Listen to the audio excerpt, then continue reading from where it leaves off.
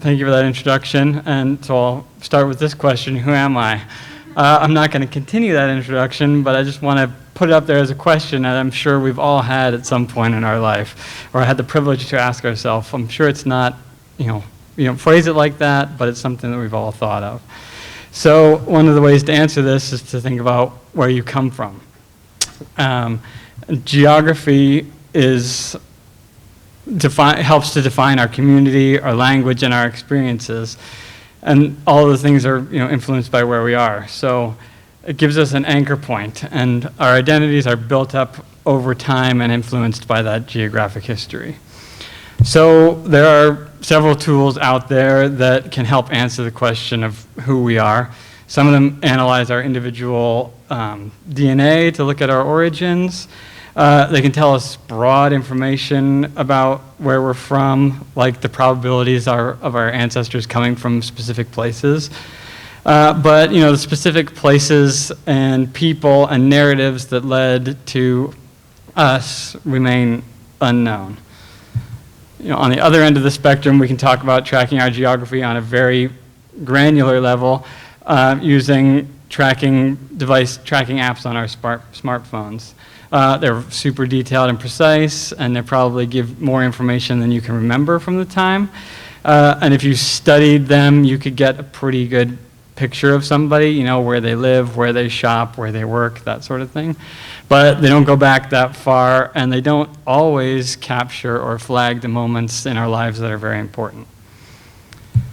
So, as Riley said in the introduction, I've been thinking about this for a long time, and I've been keeping track of my latitude and longitude every hour for over 20 years. So since 1999, my watch beeps every hour, and then I pull out my phone. I used to pull out a handheld GPS, and then I write it into a logbook. This is half the logbook. So I think that using this logbook and using that geography is a really good proxy for my memory, and what we remember, molds our identity. So the other way I interpret all that data is to map it. So this is a map of me in Philadelphia. There's a dot for every hour, and then there's lines connecting sequential hours. There it goes from light to dark, from older to newer. The project, is 20 years old, but it covers less than half of my life, and so I've gone back to recreate where I was since the beginning of my life. So here's an animated map showing where I've lived throughout my life. I was born in State College, so I guess I could say I'm a Pennsylvanian or an American or a Penn Stater or something like that, but my parents went on sabbatical in England, then we moved back, and then eventually I went to high school in California, so maybe I'm a Californian, I don't know. And then I moved back to England, and then back to California, and then back to Pennsylvania, and then on to Virginia and Illinois. So I'm not really any one of those places, I'm a combination of all those places. Moving to a new town, or meeting a partner, or even traumatic events, they're important events in our life, and they can alter our trajectories through life. So here's a similar map that shows my family. So this is my parents being born in the 30s and 40s in the Midwest and moving around. And there's my dad moving to Champaign and my mom moving to Milwaukee. My dad gets married at this point and has 3 kids in Champaign, Urbana, and then gets a divorce and meets my mom, and it gets very complicated very quickly. And I think that's probably the story of a lot of our lives, that they are complicated, they're beautiful, they're messy, they're interesting, they're overlapping. And so this is the map of my parents and myself, 2 full siblings and 3 half siblings over 80 years. So we're not actually that unusual. The average American moves 11 times in their life.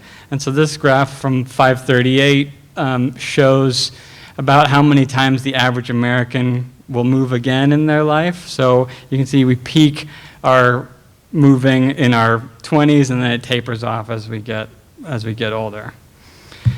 So most of the stuff I've been showing you so far has been two-dimensional, and I've been using time in an animated sense, but that doesn't always tell us the relationship of people. It doesn't tell us if things were happening synchronously. It doesn't help us to understand how certain people's activities and locations might have influenced others.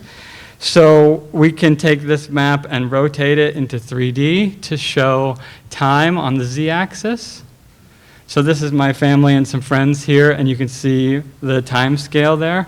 And in this method of mapping, you can see how people come together and come apart and how their trajectories are maybe influencing each other. So that's just a group of family and friends, but I can display other information on it. So this is a selection of people who all say they live in Champaign, Urbana in 2018. So in this map, we can see that a lot of people started in that location and stayed in that location, but also a lot of people arrived from outside of that area and came to settle in that area.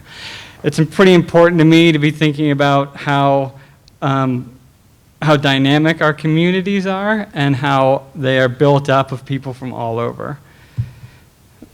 Likewise, this is a map of people who were born about the same time I was in State College, Pennsylvania. You can see how the people have spread out over the country. I did this by sort of stalking on Facebook all the people I went to elementary school with. I didn't get them to type all this stuff in. Or here's another selection of people. This is all the women serving in the United States Senate right now. So the Republicans are in light blue there, and the Democrats are in light green. You can see immediately from the map that there was a lot of movement in the middle of their lives, but they've now all established sort of long residencies and connections to their home states. I'd like to point out Mazie Hirono and Tammy Duckworth on those two outlying lines that were born abroad and then now are in the Senate. And this is an accumulation of all of those maps I just showed you. So what I've done together with a local design firm called Pixo in Urbana is to create a web portal where people can go and plot their own information. So here's the web portal. When you go there, you can move the map around, you can hover over lines, and it will show you different places. I've stripped out people's names from this for privacy reasons, but you can see how that works. And again, one of the goals is to sort of see how these different groups can interact with each other. So one way to do that is to look at ways we can filter this. So here's the Senate, women in the Senate, or we can go here and filter it by just the Republicans in the Senate, and you can see how they interact. What's interesting here is because of the very nature of their jobs, they all live in different places now, so they don't converge anymore. And then you can also filter it by location. So here we go, Philadelphia. And the three people in my database right now are me, my wife, and that's Elizabeth Warren right there.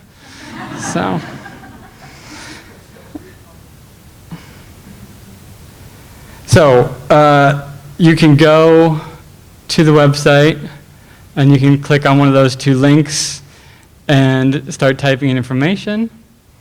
And as you type it in, you can also add keywords. So that's how I was getting the Senate women and things like that in there. And as you type it in, a 2D map comes up as well as the 3D map that you're making builds up. So in this case, Louisa was born in Fresno and then moved to Seattle. And then I believe on to Austin, Texas. Avid volleyball player.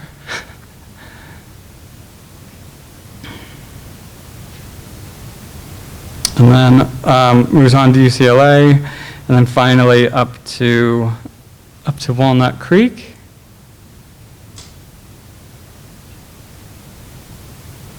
And then we can add another person to this same to the same entry, and we can see how those two people interact with each other. So Lee is also into volleyball. I don't know why I picked volleyball as my keyword, but there you go. Born in Denver.